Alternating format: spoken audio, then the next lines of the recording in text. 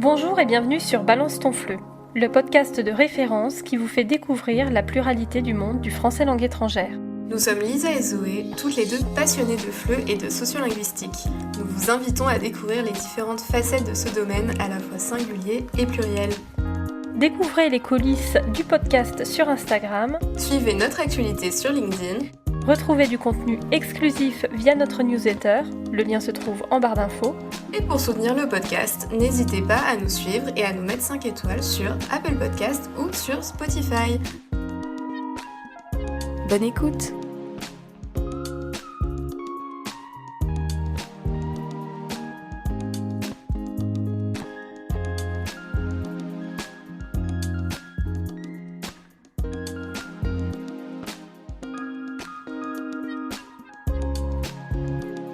Alors bonjour Elsa, tu es médiathécaire, notamment responsable du Bibliobus pour l'Institut français de Düsseldorf.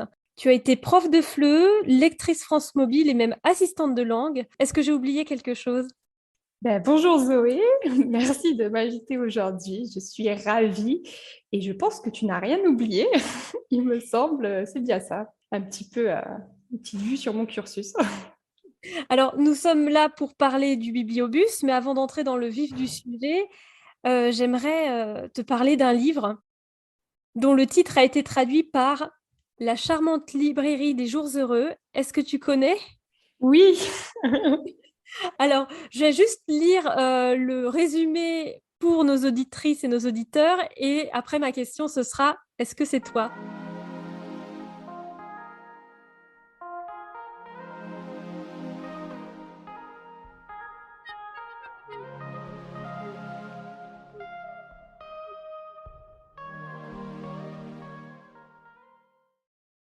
Nina est fière de travailler à la bibliothèque de Birmingham. Mais elle se rend compte qu'au lieu de vivre au milieu des livres qu'elle adore, elle passe surtout son temps dans l'arrière-salle à faire de l'informatique. Tout ce qui faisait sa joie a disparu et lui manque terriblement. Le contact avec les gens, papoter avec les habitués, s'assurer que chaque lecteur va trouver le livre qui lui convient. C'est alors qu'elle répond à un projet un peu fou. Et si elle montait une petite librairie itinérante dans les Highlands écossais ? Un minuscule stock de livres, mais pas d'ordinateur. Et qui sait, malgré le froid rigoureux, peut-être trouvera-t-elle un nouveau sens à sa vie dans cette communauté chaleureuse. Très belle introduction.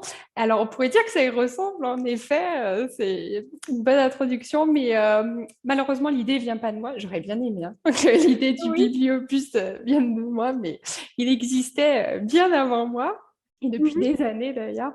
Mais sinon, oui, on s'y retrouve là-dedans. J'ai un peu ce sentiment d'aller au plus proche des gens et puis c'est ça, de découvrir chaque région. Alors, pour moi, c'est que la région de la Rhénanie du Nord-Westphalie, on va dire. On se limite à cette région très peuplée d'Allemagne, mais très dense, et avec justement la découverte de toutes ces petites villes, entre autres 10 villes que je visite avec le Bibliobus, et avec les villes et les universités, donc un public différent. Et pour le froid, c'est un peu pareil, puisqu'au nord de la région, il ne fait pas très chaud. Et alors, donc bon, pour nos auditrices et nos auditeurs, vous l'aurez compris, il s'agit d'une bibliothèque mobile, ce fameux Bibliobus.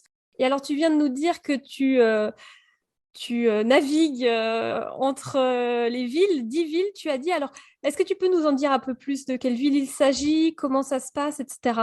Bien sûr, donc c'est des villes donc, de la région Rhénanie du Nord-Westphalie, entre autres, pour ne pas les citer, Wuppertal, Münster, Bielefeld, Ratingen, Meerbusch et d'autres.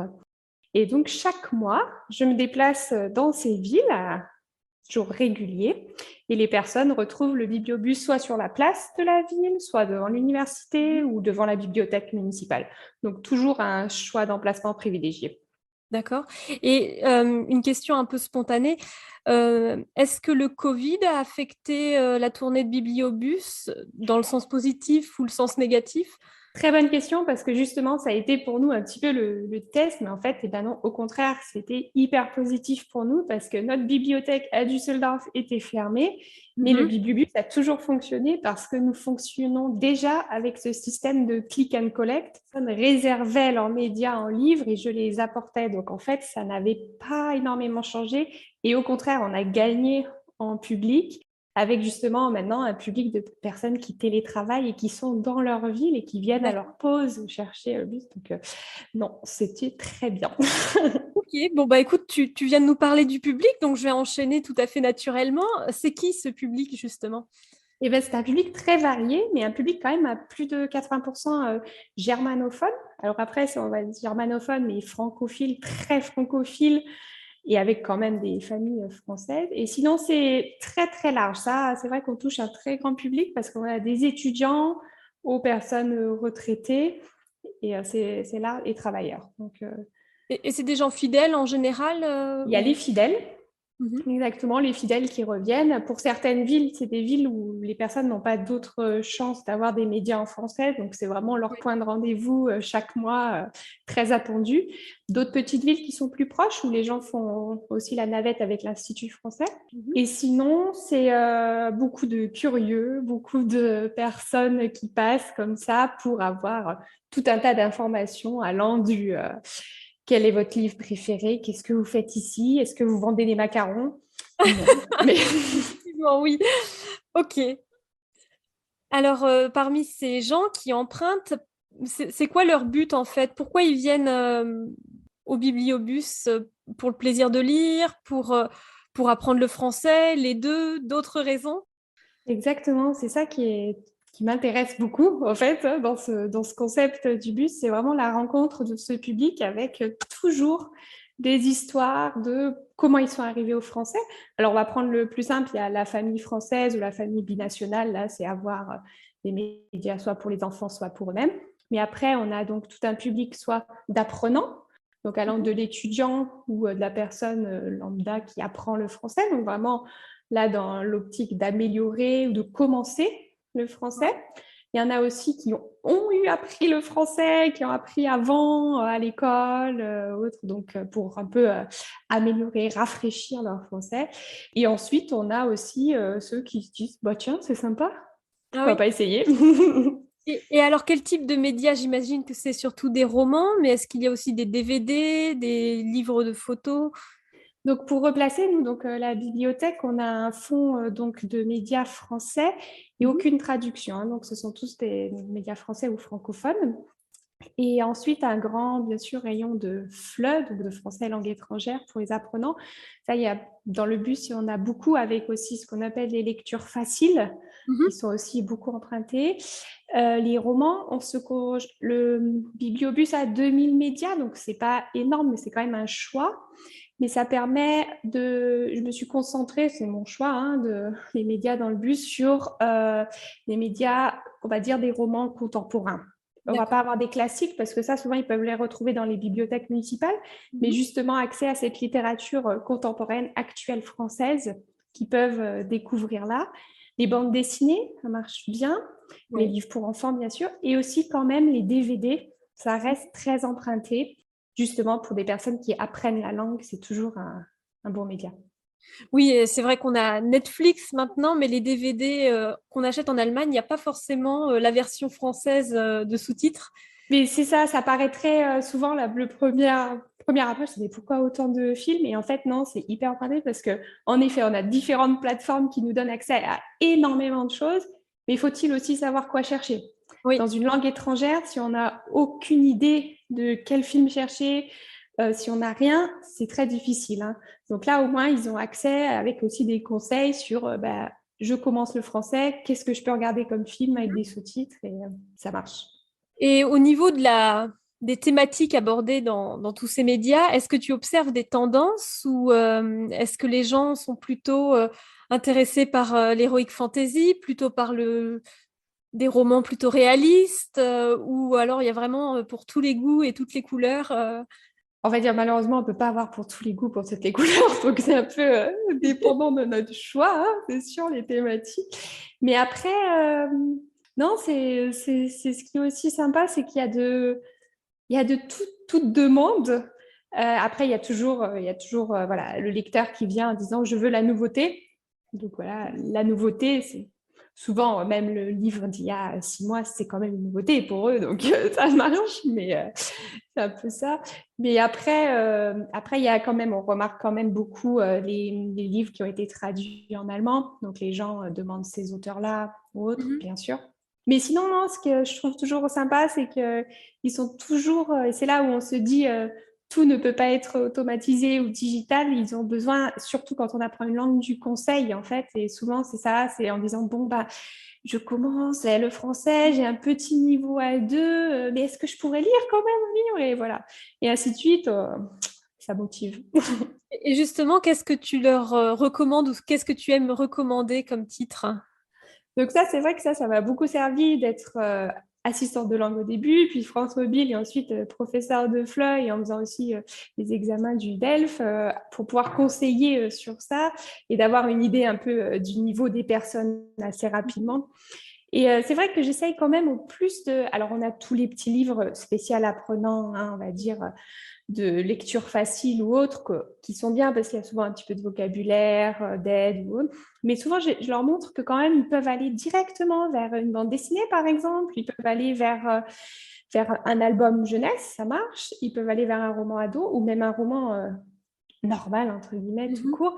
Et ça, c'est souvent, après, ils reviennent le mois d'après en disant oh, mais c'était génial, j'y suis arrivée, comme vous m'aviez dit, j'ai pas compris tout à 100%, mais c'était pas grave.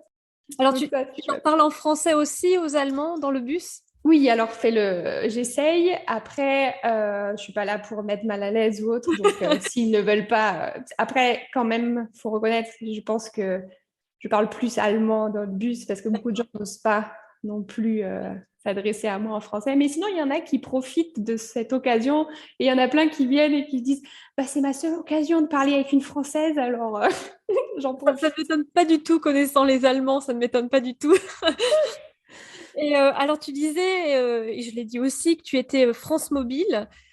Alors, on a fait un épisode aussi sur France Mobile en juin dernier, donc nos auditrices et nos auditeurs savent de quoi il s'agit. Est-ce que, est-ce que France Mobile, ça t'a aidé comme ça à parcourir les routes aussi? Oui, vraiment. Non, non, vraiment. Et là, je vais faire une petite promotion du programme France Mobile. J'y tiens. Non, c'est vraiment, je disais à nos 2 nouvelles lectrices cette année que c'est vraiment c'est une chance de faire ce programme. C'est hyper formateur.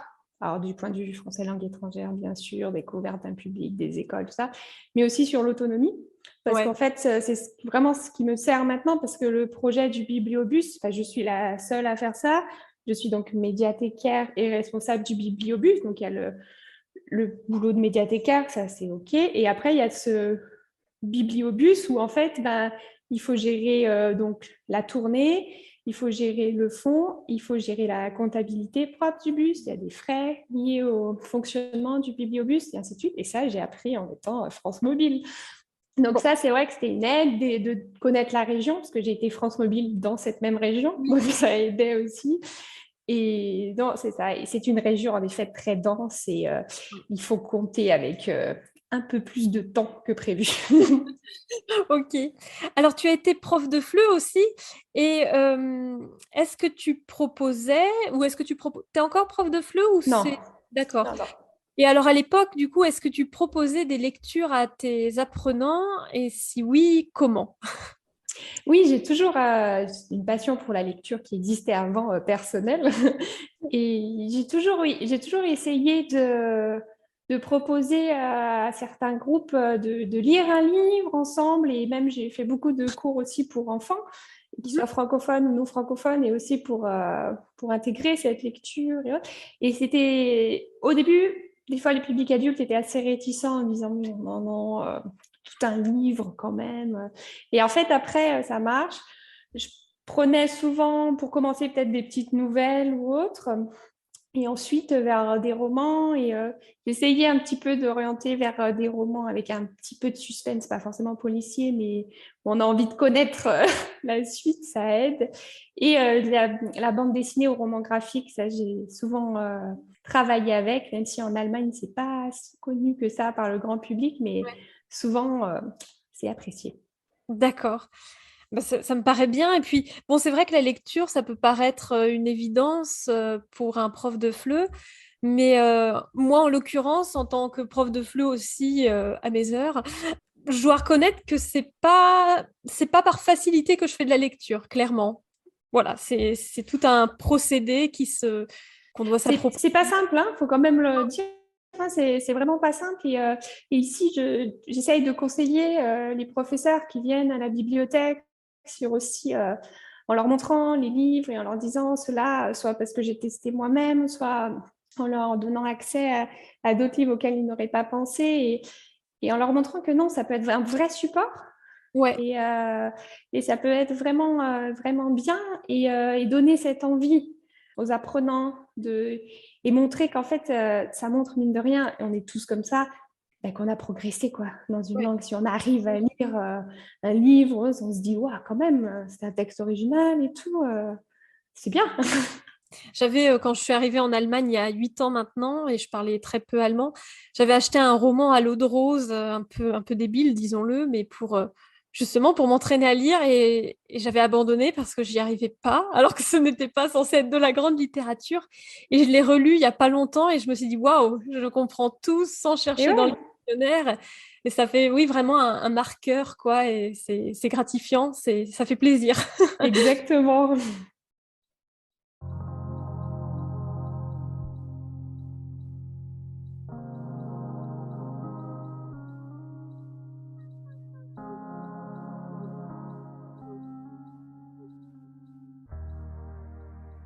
Alors, je vais passer à la question suivante, et peut-être la question clé de cette interview. Pour toi, quels sont les bienfaits de la lecture dans l'apprentissage d'une langue, et qui plus est dans l'apprentissage du FLE? Oui, ben c'est ça ce que je disais, que c'était un moyen hein, de maîtriser une langue et aussi et ben pour enrichir son vocabulaire, parce que c'est ce qu'on a besoin dans une langue étrangère, c'est avoir du vocabulaire pour lire, pour comprendre, pour autant une compréhension écrite que orale, mais aussi pour s'exprimer. Et ce vocabulaire, bah, on a tous fait à l'école apprendre des listes de vocabulaire, mais sans contexte, quand même pas facile, quoi. Et après, ça permet, voilà, souvent, on peut trouver différentes littératures, comme je disais, on parle de romans, de bandes dessinées, de autres, mais comme je dis souvent à des personnes, mais si vous aimez, je sais pas, vous aimez les sciences, vous aimez les robots, ben, j'en sais rien, mais lisez un article sur ça, lisez un essai, c'est quelque chose qui vous intéresse. Et là, on peut trouver un moyen, même si on aime par exemple l'économie, bah, prendre un article d'économie et commencer. Et en plus, souvent, c'est des sujets, si on aime bien, qui vont nous parler, et ainsi de suite. Et ça montrera une vraie motivation. Ok, bah écoute, merci beaucoup. Une dernière question. Où est-ce qu'on peut trouver toutes les informations concernant le bibliobus sur le site internet de l'Institut français, c'est ça? Voilà, Institut français Düsseldorf, du coup, parce que le bus est à Düsseldorf. On retrouve toutes les informations, son plan de tournée et différents événements auxquels il participe, parce que c'est aussi ça, le bibliobus, hein, c'est vraiment véhiculer tout ce que propose l'Institut français, des cours de français, aux manifestations culturelles et la France en général.